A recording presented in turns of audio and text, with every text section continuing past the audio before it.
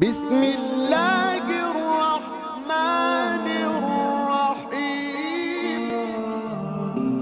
In the name of Allah, the Beneficent, the Merciful.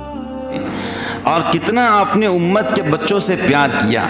گزر رہے تھے راستے میں، کچھ بچے کھڑے ہوئے تھے، اس میں ایک بچہ تھا ابو محذورہ نام کا. ابو محذورہ 6 سال عمر ہے،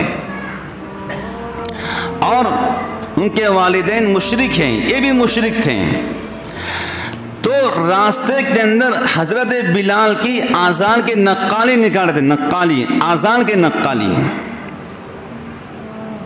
تو حضور نے کہا رکو بچوں، میں تم سے کچھ بات کرنا چاہتا ہوں. سارے بچے بھاگ گئے. کہا ابو محذورہ تم ادھر آؤ. وہ بھی سہمتے سہمتے ڈرتے ہوئے، پتہ نہیں مجھے ماریں گے، پیٹیں گے، ڈانٹیں گے. حضور نے کہا ابو محذورہ جو تم نے آذان دی ایک بار سناؤ نا. کہ حضرت میں نے سنا تھا. کہا سناؤ ایک مرتبہ. تو ابو محذورہ کے پیشانے کے بال یوں پکڑے اللہ کے رسول نے. مشرک کا بچہ ہے، لاڑ و پیار سے یوں پکڑا کہ ابو محذورہ آذان سناؤ. اب انہوں نے آذان دینا شروع کری. کیا یہاں پہنچے اشہد ان محمد رسول اللہ. یہ جملہ کہنا تھا، حضور کی محبت دل میں اتر گئی. حضور نے ہاتھ اٹھایا، اللہ اس نے آذان تو کہہ دی، اس کے دل کو پھیر دیجیے. اللہ اکبر. مشرک کا بچہ ہے، آذان دے رہا ہے، اور حضور کہہ رہے اللہ یہ زبان سے کہہ رہا ہے، اس کے دل میں آذان کو پیدا کر دیجیے. آذان ختم ہوئی کہ ابو محذورہ جاؤں. کہ نہیں جاتا، پوری زندگی آپ کے پاس رہنا چاہتا ہوں. اللہ اکبر. کیسی محبت دی ہوں گی. کہ اپنے ابو کے بعد جاؤ. کہ نہیں حضور میں آپ کو ہی اپنا ابو سمجھتا ہوں، پوری زندگی آپ کے پاس رہوں گا. حدیث کتابوں میں لکھا ہے کہ ابو محذورہ کے بال کمر تک لمبے تھے. لوگوں نے کہا ابو محذورہ بال کیوں نہیں کاٹتا ہے؟ ایسے بال تو عورتوں کے ہوتے ہیں. کہا یہ بال کیسے کاٹو جن بالوں پر حضور نے ہاتھ رکھا ہے. پوری زندگی بال نہیں کاٹا. تو یہی حضور پاک علیہ السلام کی دعا تھی کہ ابو محذورہ نے 60 سال تک کعبۃ اللہ میں آذان دی ہے.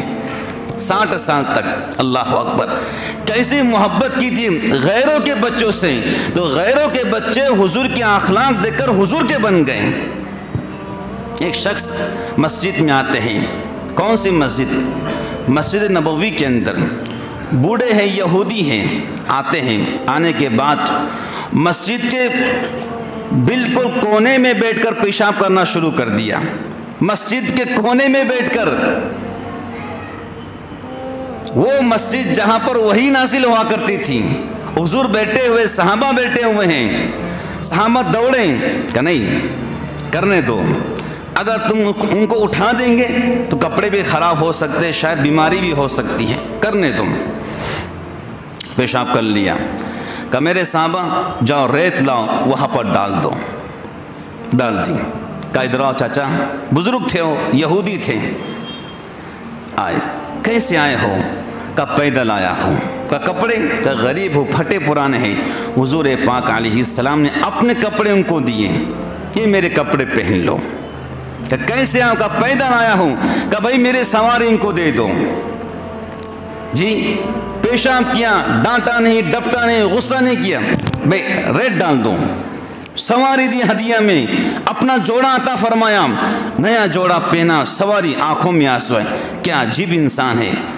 اپنے گاؤں میں گئے، چیخ رہے او میرے بھتیجوں، میرے بھانجوں، میرے قریبوں، او میرے بیٹوں. کا کیا ہوا؟